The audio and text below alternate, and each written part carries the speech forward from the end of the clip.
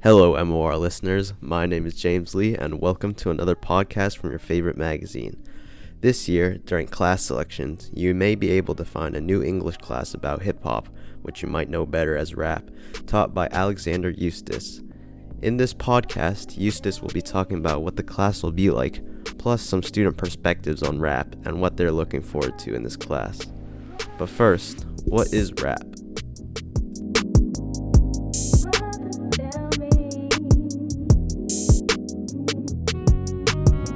Rap is a really complex piece of, or type of music that incorporates from a lot of different elements of our society and then expresses itself in kind of equally varied manner. So there's kind of no one central definition to rap, right? There's no perfect version of rap, and that means that rap gives you the opportunity to really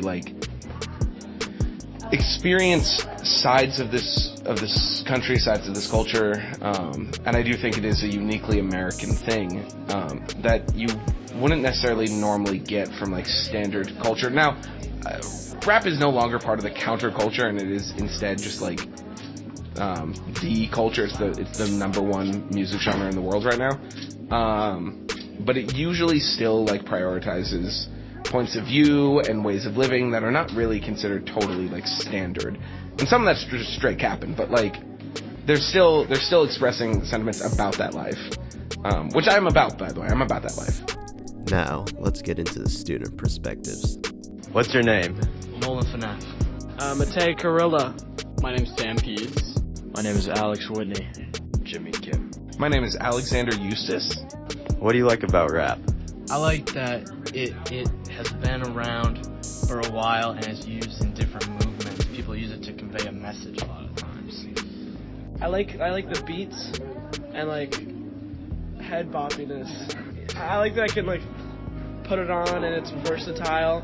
It goes with many different moods and I can just listen to it. I guess the fast pace, or generally fast paced rhythm and beats, a lot of it's unique. Different artists always have their different sounds. It's just generally what I like about music, I guess. I can say for rap. So. I like the lyricism of songs. So that's what I like. And I'm a big beat person. I like beats of songs too. Just the rappers themselves. Pretty cool. I mean, just the variety that you get from rap. I like that rap it can be very superficial and very stupid, which is good. But it can also be very deep, very complex, and very enriching, which is also good, right? It gives you a lot of variety, and so it's something that, I think really anyone can enjoy, and everyone should enjoy. So, you're creating a class about rap? Yes, I am. What? Hip-hop broadly. Okay, hip-hop. Do you like calling it hip-hop or rap? Well, I actually don't like calling it hip-hop. I hate calling it hip-hop. But what we're talking about in the class is the broader artistic movement that is hip-hop. And rap is a component of hip-hop. It's the most recognizable component of hip-hop. But what we understand as rap music incorporates some of the other elements pretty consistently. So I say hip-hop just to be pedantic and just to be technical, and because I'm teaching a class on it, I feel like I have to say the technically correct term. But in my own personal life, I say rap all the time. All right.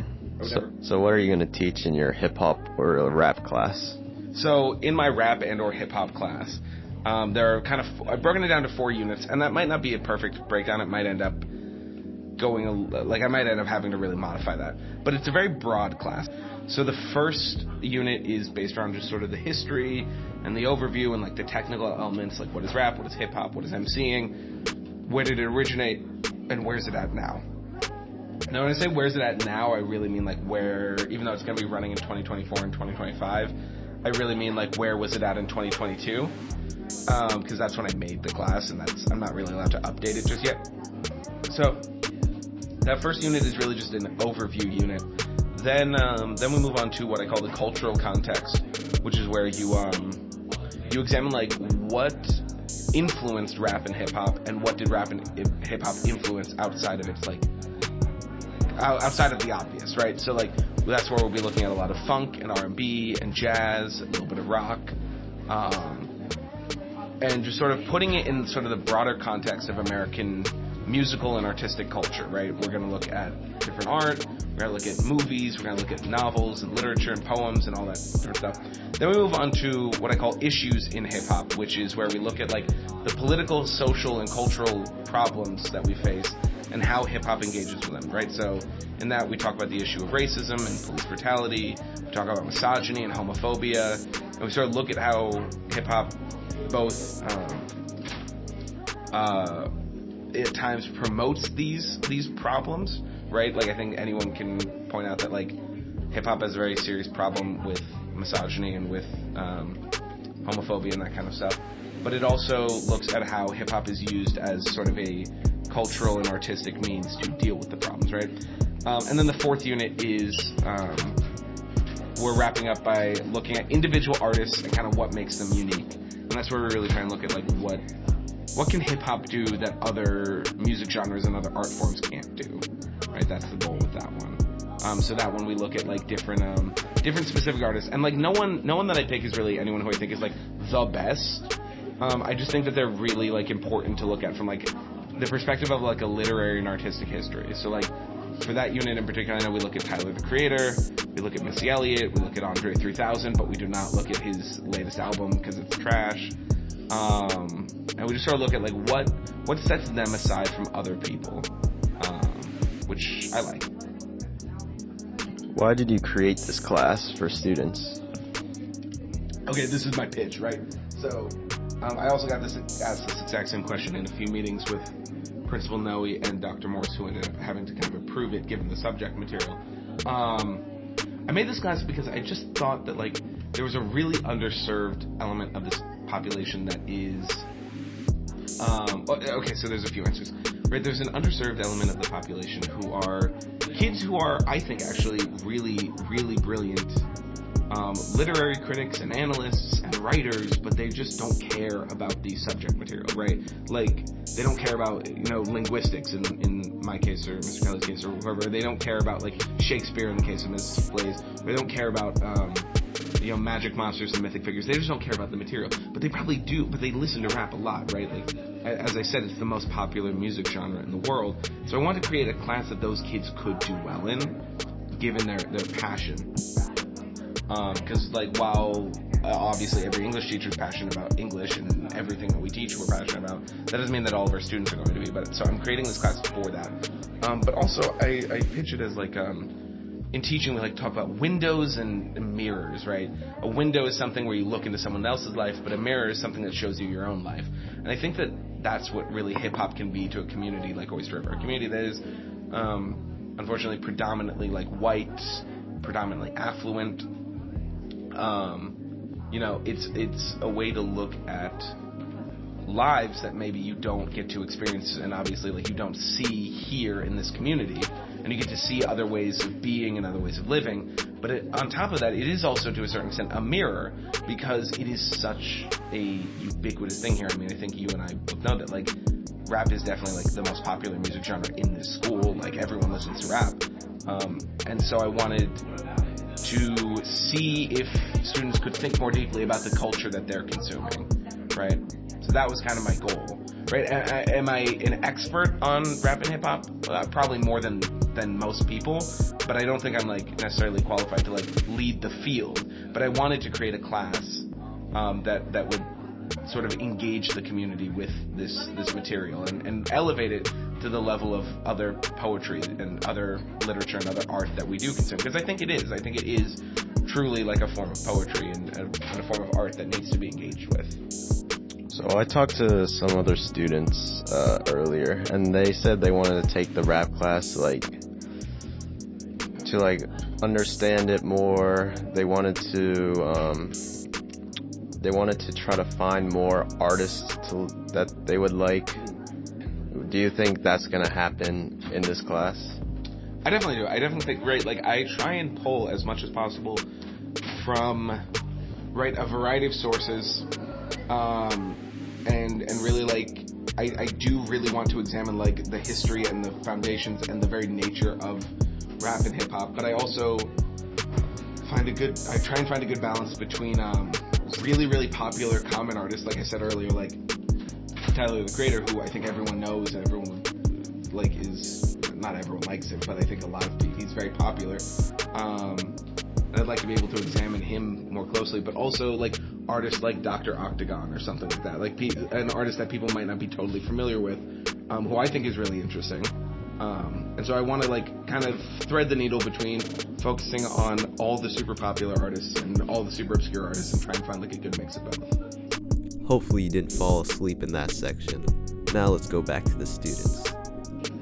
What do you hope to gain out of Mr. Eustace's rap class? Well, I feel like I personally don't like listen to and comprehend the lyrics a lot of the time, so I'm hoping I'll find some more stuff in there that's like relevant. More artists that I can listen to and that I can add to my playlists.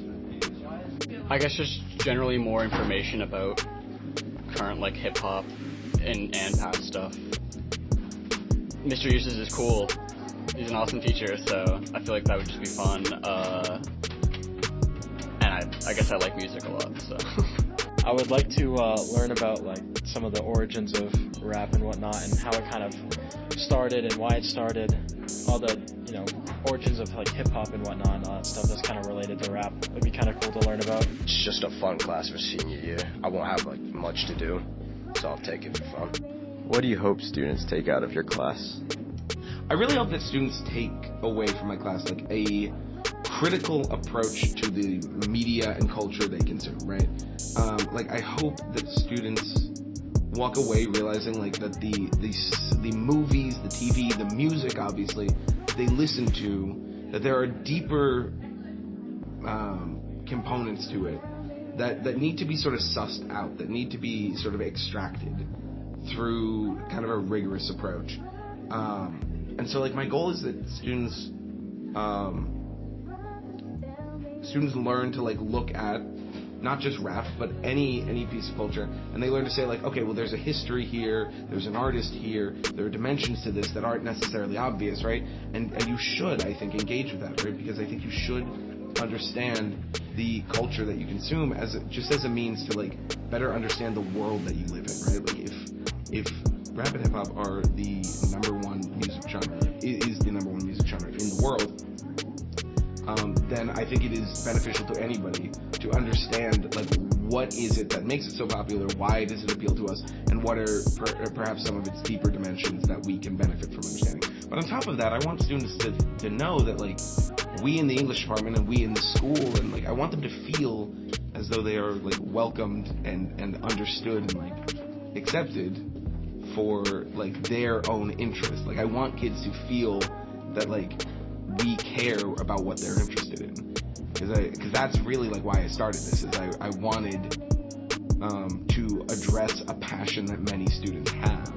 All right, we did a survey in which students basically said like this class would be super popular, and so I want them to feel that like we do care about them and we want to make curriculum that they find to be fulfilling. That's kind of my goal. Do you have any like future aspirations for this class, or just like let it run?